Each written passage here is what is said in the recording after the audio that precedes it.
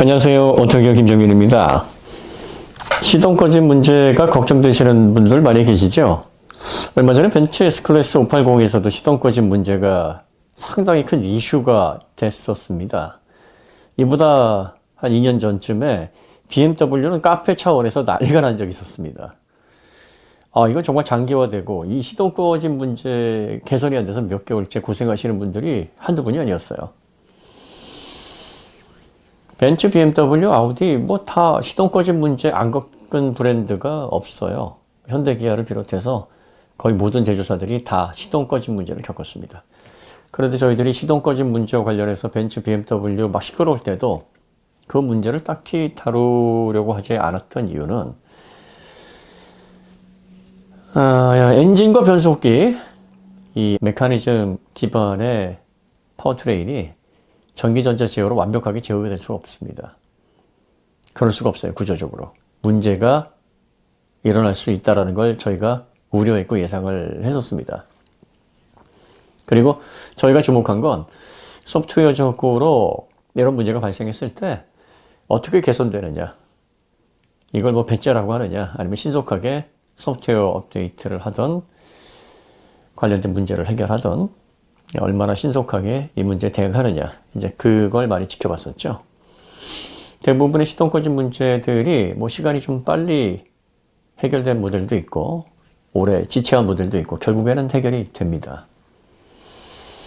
현대도 마찬가지입니다. 저희가 특별히 현대기 때문에 관련해 가지고 너그럽게 보는 게 아닙니다. 내연차가 저희가 내연차를 그렇게 사랑하고 전기차를 탐탁치 않게 여기면서도 전기차 정보를 많이 다루는 이유가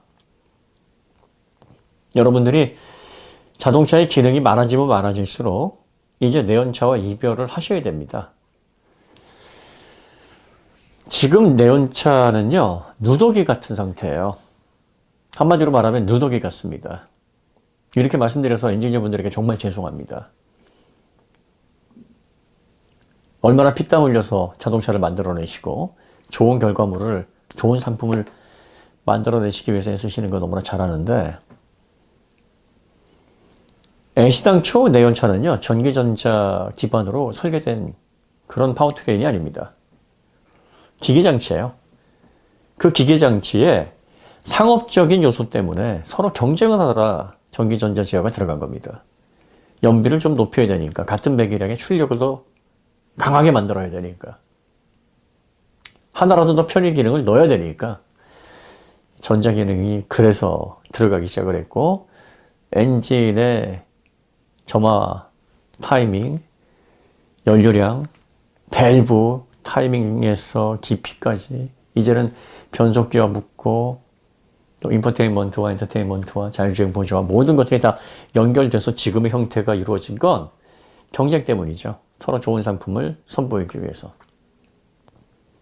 자, 그럼 여기에서 이런 전기전자 디지털의 힘으로 자동차가 더 성능을 높이고 편리함을 구현했다면 파워트레인에서도 진작에 변혁이 일어났어야 됩니다.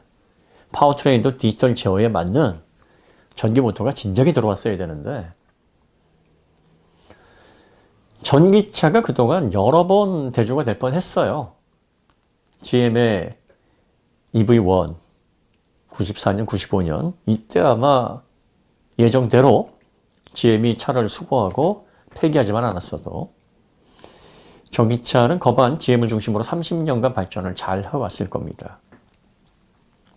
그런데 누가 전기차를 죽였는가에 의하면은 뭐 카르텔에 의해서 정유 카르텔에 의해서 GM이 스스로 돈을 받고 덮었다. 뭐 이런 음모론이 있었는데 GM 당시의 회장이었던 밤루스 회장이 퇴임 후에 자서전을 썼는데 법무부에서 전기차가 당시에 납축전지에서 니켈 수소까지만 했었던 시절인데요. 이 상황에서 야 이거 징벌적 손해배상 대상이 될 확률이 높다. 불이라도 나고 또 리스로 되는데 시스템 오류로 사고가 난다 그러면 와 이거 대규모 리콜 사태에 휘말리고 엄청난 배상을 해야 될지도 모르니까 이 사업을 접는 게 어떻겠습니까? 이렇게 법무부에서 보고서가 올라가고 이걸 경영자단에서 토의를 해본 결과 그게 맞겠구나 판단을 했다고 합니다. 뭐가 정말인지 카르텔의 로비인지 아니면은 법무부서의 이런 의견 때문이었는지 본인들만 알고 있는 거긴 하겠습니다만 만약에 그때 전기차가 정착됐다면 이 전기차 대중화가 열렸을 겁니다. 그리고 자연스럽게 사실 95년 이때쯤 ESC Electric Stability Program이라는 게 벤츠와 보시에서 개발이 됐고 그리고 전장이 빠르게 자동차에 적용이 되기 시작을 했습니다. 엔진에만 들어갔었던 전기전자 제어가 이제 거동에까지 그리고 인포테인먼트까지 서서히 영향을 미치기 시작한 시점이 바로 EV1이 딱 출시됐던 그 시점입니다. 이때 파워트레인이 전기 모터로 바뀌었어야 돼요. 사실은 이 타이밍을 놓친 겁니다. 그리고 GM은 그 준비를 했었어요. 이미 1984년에 스미토모 특수금속과 네오디뮴이라는 걸 만들어냈습니다. 네오디뮴이 뭐예요? 이게 히토류 연구자석이거든요.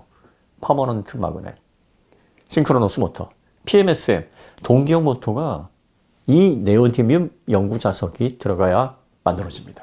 물론 연구자석 안 들어간 동기형 모터도 지금 만들기 위해서 뭐 디스프로슘이나 대체 물질이 좀 있어요. 네오디뮴. 근데 네오디뮴이 생각보다 많이 매장이 되어 있습니다. 그러니까 그때 당시에 전기전자 소프트웨어에 맞는 파워트레인, 전기 모터가 딱 들어가고 그리고 리튬이온 배터리가 1985년에 아키라 박사님에 의해서 특허를 통해 안정화가 됐어요. 음극에 그라파이트를 써서 폭발하는 문제를 해결했습니다. 그러니까 이때부터 상용화가 된 게 이제 91년도부터니까 대충 EV1에 자연스럽게 리튬이온 배터리가 딱 들어갈 수 있을 만한 환경이 그때 조성이 이미 됐었던 겁니다. 그래서 GM을 중심으로 전기차가 대중화가 되고 그리고 자동차의 패러다임이 그때 바뀌었어야 돼요.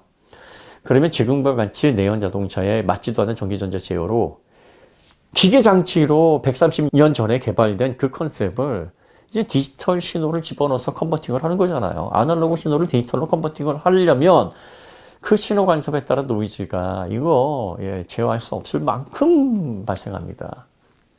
소프트웨어 엔지니어 분들은 야 소프트웨어 오류가 있을 수 있냐? 없다. 우리가 확실하게 엔지니어링을 한다 이렇게 말씀을 하시고 기계를 만드시는 분들은 야 우리 기계에는 문제가 없어. 하지만 맞지 않는 이 두 가지가 어우러지니까 문제가 생기거든요. 그렇게 해서 30년을 발전을 했다 그러면 지금은 전기차가 대중화가 돼서 이미 전체의 한 70, 80%가 전기차로 돌아다니고 있을 겁니다. 그런데 불행하게도 그 전기차 프로젝트가 엎어졌고 그로 인해서 한 20년 정도가 이제 시간이 뒤로 밀렸습니다.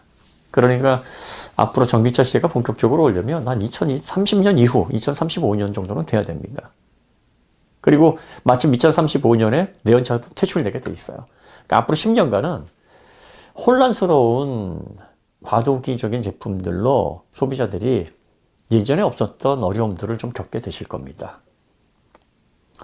특정 브랜드를 두둔하고 안 하고 이게 중요한 게 아니라 우리가 자동차를 선택하면서 어떤 자동차가 과연 우리에게 혜택을 주고 우리의 건강과 안녕을 해치지 않을 것인가.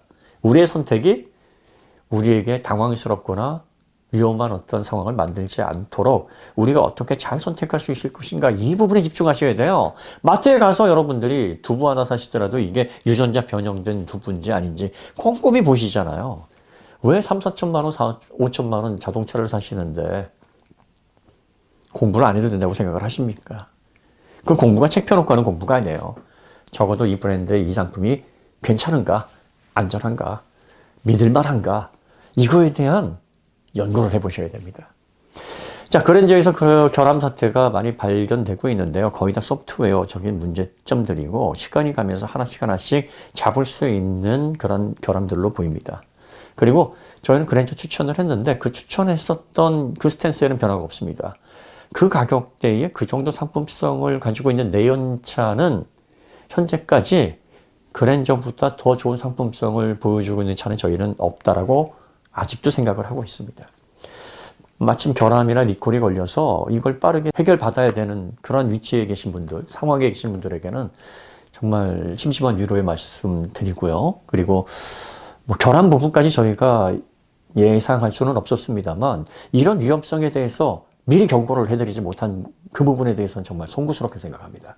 전기전자가 이 파워트레인, 아날로그 방식의 기계장치와 맞물렸을 때 이런 오류가 발생할 수 있으니까 끊임없이 이런 부분에 유의하셔서 무조건 기능이 많이 들어간다고 해서 아 이거 좋은 거구나 하고 덥석 집지는 마셔야 됩니다. 이런 경고를 해드렸어야 되는데 그걸 소홀하게 계속 반복해서 주지시켜드리지 못한 부분 정말 머리 숙여 사과드립니다. 하지만 저희가 그랜저는 여러 가지 상황에서 시승을 해보고 상품성을 비교를 해봤어요. 결함 문제에 현대가 신속하게만 대응한다면 상품성이 좋습니다. 여러분들 계약하셨다. 그리고 또 곧 받으신다고 하시면 뭐 크게 그 결정에 흔들리실 필요가 있겠는가 뭐 그런 생각이 좀 듭니다. 물론 이건 개인적으로 결정을 하셔야 될 부분이고요. 일련의 사태 때문에 불안하다 하면 계약을 취소하신다고 해서 뭘 할 사람 아무도 없고요. 또 그렇게 하시는 거에 대해서 주저하지 않으셔도 됩니다. 하지만 저희가 신중하게 시승기를 제작을 했고 또 관련된 내용들을 저희 팀원들이 잘 상의를 해서 아 이건 추천해도 되겠구나, 상품성이 괜찮구나 해서 난 결론입니다. 결함과 관련해가지고 저희가 지속적으로 한번 보겠습니다. 그리고 관찰하고 조금이라도 고객 대응에 문제가 있다고 하면 이 부분에 대해서 저희가 끊임없이 드럼 브레이크처럼 지치지 않고 계속 목소리를 내도록 하겠습니다. 오늘 이야기 여기서 마치도록 하고요. 더 좋은 콘텐츠로 찾아뵙도록 하겠습니다. 감사합니다.